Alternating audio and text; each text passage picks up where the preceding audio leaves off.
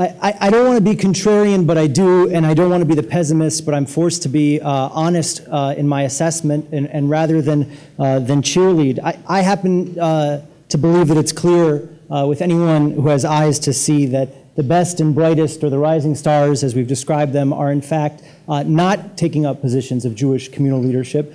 That is in no way to knock any of the people in the room. I happen to imagine that I'm involved in it too, and I did some of those fellowships, but you look at the talent pool that's in any business school, any law school, any medical school that's working in tech, in government, in finance, people who are in cutting-edge NGOs, and we pale in comparison. We simply pale in comparison. I routinely witness the best and the brightest not taking up these positions and instead expressing their leadership in other arenas. And I want to offer an analysis why. If leadership is about, on some level, taking responsibility for a community, then you have to have a stake in a community, right? You have to have a collective identity. And it is precisely this kind of identity that many young Jews, particularly those in the United States, lack today. I want to offer you some language and an image to describe this situation, and then 3 potential metaphors for how we might address it in the realm of Jewish education. So first, some language. My colleague, Steve Cohn, he distinguishes between 2 approaches to Jewish life that I think are enormously helpful to name. The first is a normative approach, and the second, an aesthetic approach. The normative approach, it's about norms, rules.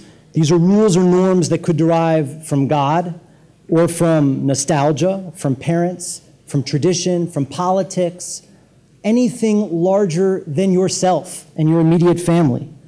This approach is collective in its orientation. It sees Jewish life as primarily social, manifest in the way one acts in accordance with a group. It argues that Jewish involvement is good and right, and that certain ways of being Jewish are better than others. In contrast to that normative approach stands the aesthetic approach. The aesthetic approach is meaning-based. It sees Judaism primarily as a resource for meaning, for beauty, for culture, rather than an ethical or moral imperative. The aesthetic approach is personal, interior, it's voluntarist, it's journey-oriented. It sees the individual and her unique Jewish journey as the primary unit of meaning. Normative, aesthetic. I want to be clear that the aesthetic approach offers a much-needed level of personalization, of meaning and purpose to the normative approach. Right? Don't think for a minute it's either or. It has been times a very useful corrective, but we've reached an extreme where the normative approach, the notion that Jewish life is a collective one with certain norms and imperatives, has become the almost exclusive purview of the Orthodox community. That's where we're at right now. In the eyes of other Jews, the normative approach often seems quaint at best, if not heavy-handed and downright authoritarian. Those of you in the room with the normative identity, you are the minority. You are the minority. Without the normative approach, the very idea of community is strained. A group of people together who share an aesthetic Judaism, in my opinion, do not create a community.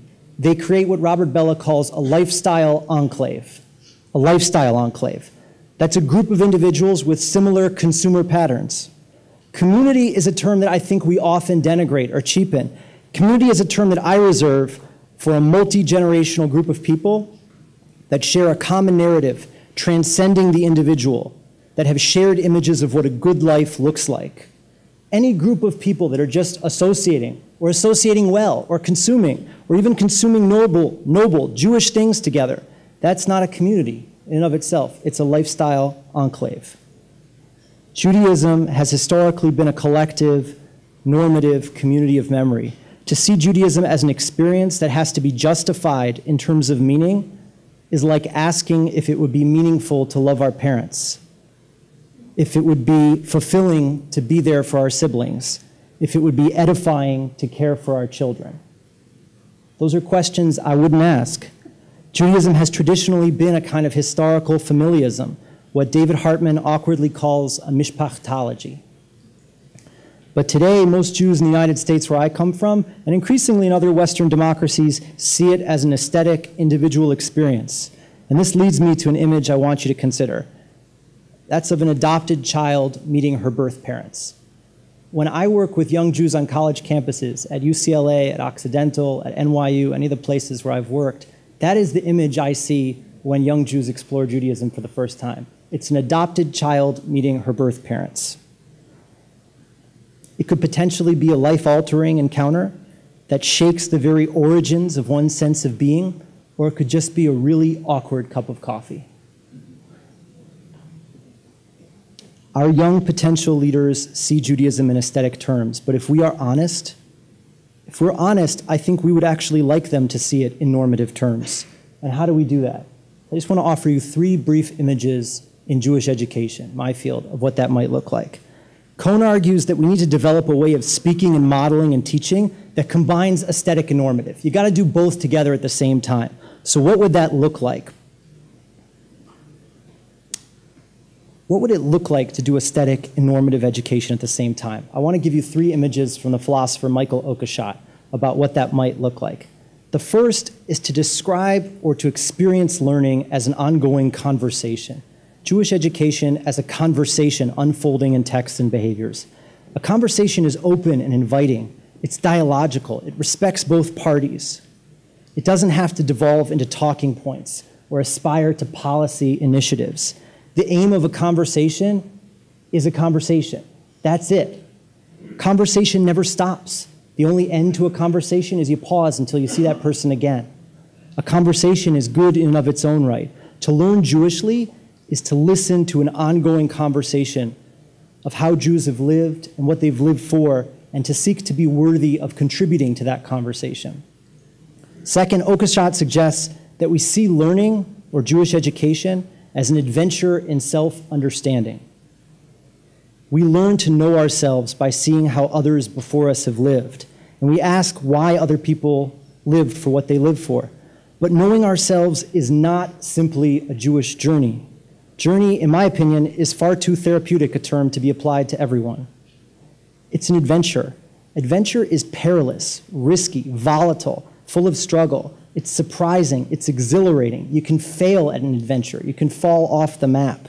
To learn Jewishly is not to gain a degree of information, but to seek to know oneself. And as a Jew, that's our Jewish collective self as well, in the broadest, fullest sense. And finally, Oakeshott suggests we see learning, in his term, as the gift of an interval. And by this he means learning is a gift, it's a privilege, but it's also removed from the comings and goings of daily life.